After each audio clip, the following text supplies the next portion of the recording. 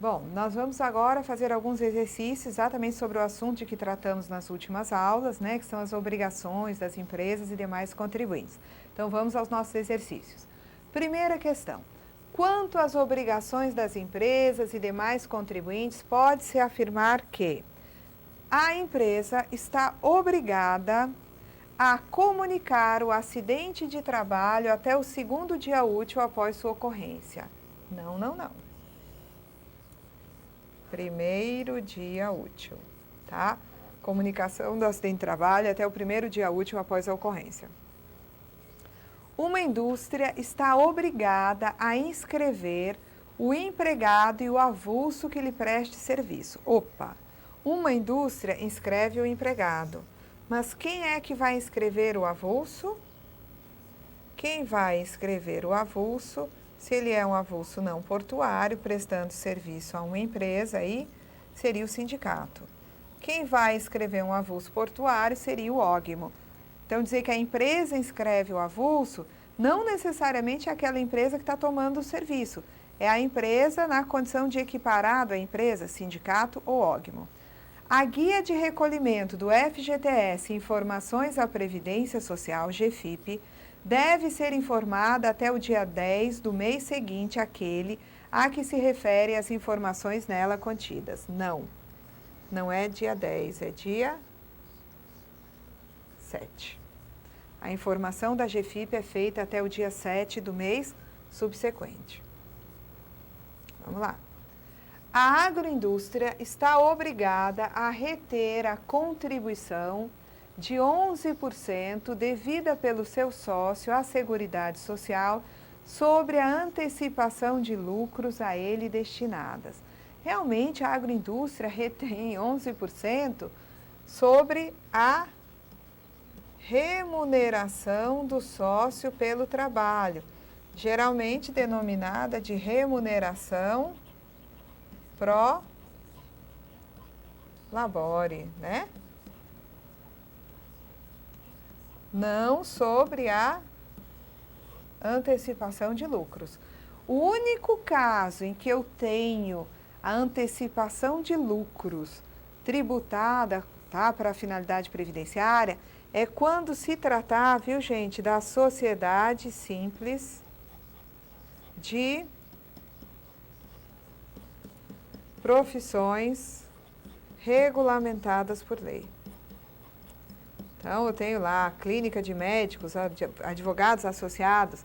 Se essa empresa só tiver contabilizado valor de antecipação de lucros,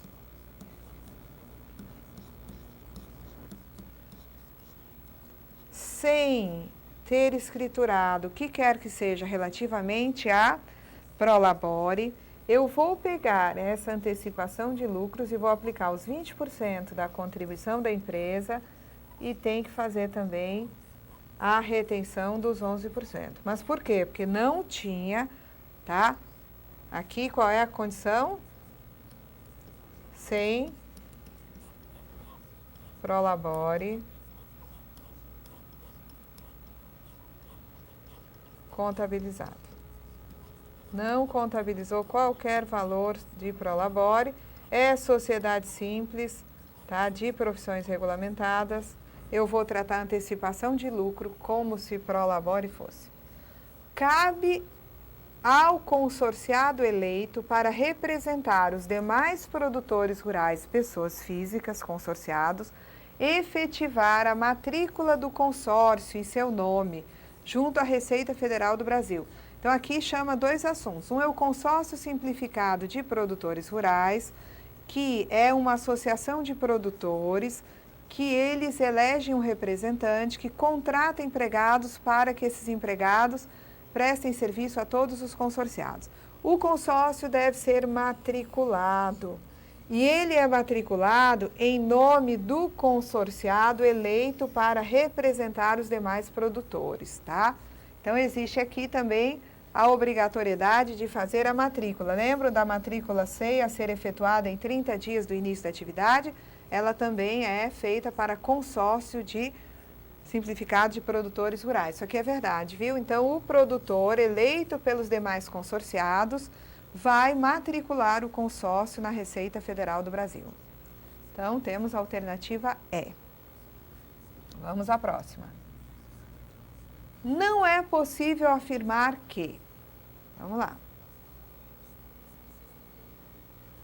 A multa de mora aplicável a contribuições não recolhidas no prazo, nos casos em que não ocorrer lançamento de ofício, será calculada a partir do primeiro dia subsequente ao do vencimento do prazo previsto para o pagamento do tributo ou da contribuição, até o dia em que ocorrer o seu pagamento, limitado o percentual de multa a 20%. Então, aí está falando de multa de mora. É aplicável a contribuições não recolhidas no prazo? É. Contribuições não recolhidas no prazo, nos casos em que não ocorreu lançamento de ofício.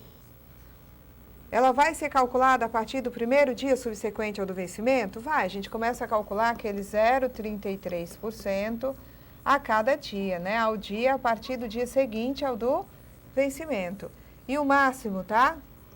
20%. O máximo será de 20%. Tá certo isso daqui. Ok?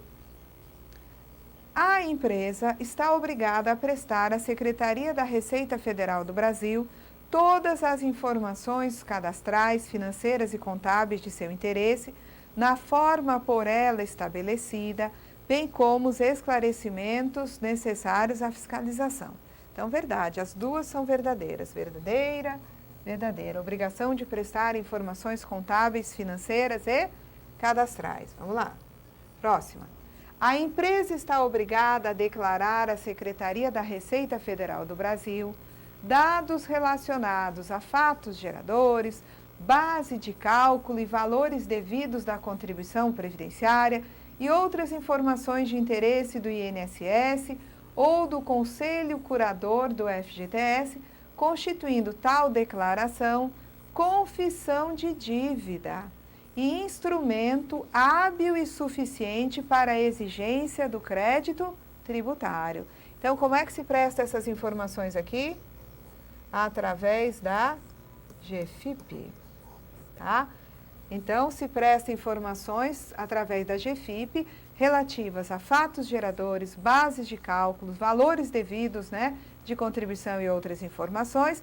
E essa informação, essa declaração, ela é uma confissão de dívida, que ela é instrumento hábil e suficiente para a exigência do crédito tributário. A gente pode entender que essa declaração tem o caráter de uma confissão, na medida em que ela declara que deve, mas não paga, e isso aqui tem a condição de constituição do crédito. Ok? Vamos lá. Tá certo isso daqui também. O contribuinte que deixar de apresentar a guia de recolhimento do FGTS informações à Previdência Social no prazo legalmente fixado, ou que a apresentar com incorreções ou omissões, será intimado a apresentá-la ou a prestar esclarecimentos e sujeitar-se-á multa de 1% ao mês calendário ou fração, incidente sobre o montante das contribuições informadas, ainda que integralmente pagas, no caso de falta de entrega da declaração ou entrega após o prazo, limitada a 20%. Vocês lembram? A multa será de 2%. Vamos puxar para cá. 2%. Agora, o máximo, né, realmente é de 20%. Ou seja, uma empresa que deixou de apresentar a GFIP no prazo legalmente fixado, até o dia 7 do mês seguinte, ou apresentou essa GFIP com incorreções ou omissões, será intimada a apresentá-la, ou a prestar esclarecimentos. E outra coisa que vocês têm que lembrar é que quando a GFIP, atenção, quando a GFIP for apresentada com incorreções ou omissões, tá? A multa não é de 1%, é de R$ 20 por cada conjunto de 10 informações equivocadas ou omissas, né? Então, temos dois problemas aí com essa questão, ok? Então, nós temos que lembrar que realmente existe por atraso 2% ao mês, mas quando se tratar de erro ou incorreção, né, faltam fatos geradores, informações erradas sobre segurados, a multa vai ser, né, calculada tendo em vista o número de campos com erros. Então, a D está errada. Nós estamos atrás, deixa eu voltar aqui. Gente, eu sou uma péssima fazedora de questões. Não é possível afirmar. A multa de mora é de 0,33, não falou, né? Mas tá certa. A B está certa, então vamos à outra. A C está certa também. Outra verdadeira. E achamos aqui a D falsa. Vamos agora para a próxima. Na falta de prova regular e formalizada, o montante dos salários pagos pela execução de obra de construção civil pode ser obtido mediante cálculo da mão de obra empregada proporcional à área construída, de acordo com critérios estabelecidos pela Secretaria da Receita Federal, cabendo ao proprietário, dono da obra, condômino da unidade imobiliária ou empresa corresponsável, o ônus da prova em contrário. Então, faltou a prova regular e formalizada. Não se apresentaram livros, foram apresentados livros ou documentos de forma deficiente, não é isso? O montante de salários pagos pela execução de obra de construção civil pode ser usado pelo cálculo da mão de obra empregada. O que é esse cálculo da mão de obra empregada? É a utilização do padrão do Sindicato das Indústrias de Construção Civil, que é o CUB. Então, na ausência de prova, né, regular e formalizada, vai se utilizar um procedimento de aferição do valor dos salários, o montante de salários, mediante a utilização do CUB. Quanto custa um metro quadrado para construir a obra com essas características? O Sinduscon, o Sindicato das Indústrias de Construção Civil, apresenta essa informação quanto ao que se gasta com mão de obra para construir aquele metro quadrado, e isso permite, então, aferir a mão de obra relativamente a toda a área construída. Isto é verdade também, ok? Vamos ver aqui. Tá? Próxima. Quantas obrigações da empresa e de outros contribuintes não está correto afirmar? A empresa construtora, diretamente responsável pela execução de obra de construção civil, está obrigada a matricular a obra junto à Secretaria da Receita Federal do Brasil, mediante comunicação obrigatória, no prazo de 30 dias contados do início de suas atividades. Verdadeiro. Aqui está falando de, novamente, obrigação de matrícula de obra, tá? E o prazo é de 30 dias contados do início das atividades da obra. Isso é verdade.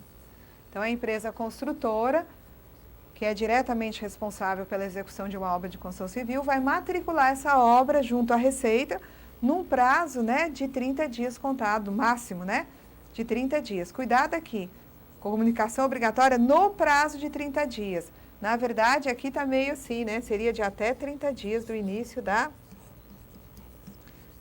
Mas vamos ver, tá certa, mas está assim, meio dúbio, né, a redação. Prazo de até 30 dias, contados do início. Tem 30 dias do início das atividades para matricular essa obra. O titular de cartório de registro civil de pessoas naturais fica obrigado a comunicar até o dia 10 de cada mês, na forma estabelecida pelo INSS, o registro dos óbitos ocorridos no mês imediatamente anterior, devendo da comunicação constar nome, filiação, data, local de nascimento da pessoa falecida, apenas quando tal registro tenha ocorrido? Não! O titular, ele vai comunicar sempre, com registro, sem registro, sai do cartório uma comunicação, tá? Não foram registrados óbitos, foram registrados tantos óbitos, mas todo mês vai sair, ok? Vamos para a próxima aqui. Próxima questão. O município, por intermédio do órgão competente, fornecerá à Receita Federal do Brasil, mensalmente, relação de todos os alvarás para a construção civil e documentos de habite-se concedidos de acordo com critérios referidos, aqui foi um copiar-colou, referido instituto não, pela referida secretaria, seria caso de nulidade, tá certo? Mas aqui, de qualquer forma, se a gente trocar por secretaria, fica verdadeiro. Tá? Não, aqui é porque antes era para o INSS que se fazia essa comunicação. Depois passou para a Secretaria da Receita Previdenciária e com a criação da Secretaria da Receita Federal, o envio de alvarás e habites é feito à Receita Federal do Brasil. Ok? A cooperativa de trabalho e a pessoa jurídica são obrigadas a efetuar a inscrição, aqui é INSS mesmo, tá? No Instituto Nacional de Seguro Social, dos seus cooperados e contratados, respectivamente, como contribuintes individuais se ainda não inscritos. Então, é verdade, as cooperativas inscrevem seus cooperados, as empresas inscrevem os contribuintes individuais que lhe prestam serviço na medida em que ainda não estejam inscritos. Então, só cuidado aqui com essa situação aqui, porque, né, o alvará e o habite, ele vai numa relação lá, né, para a Receita, não para o Instituto Nacional de Seguro Social. Então, qualquer problema, essa questão vocês não perderiam, seria uma questão que determinaria, né, a nulidade pela, quer dizer, incongruência aqui, né, Receita lá, Instituto aqui, de acordo? Então, aqui, né, fizemos mais algumas questões sobre obrigações, tá? Na próxima aula, voltamos ainda aos exercícios. Até lá!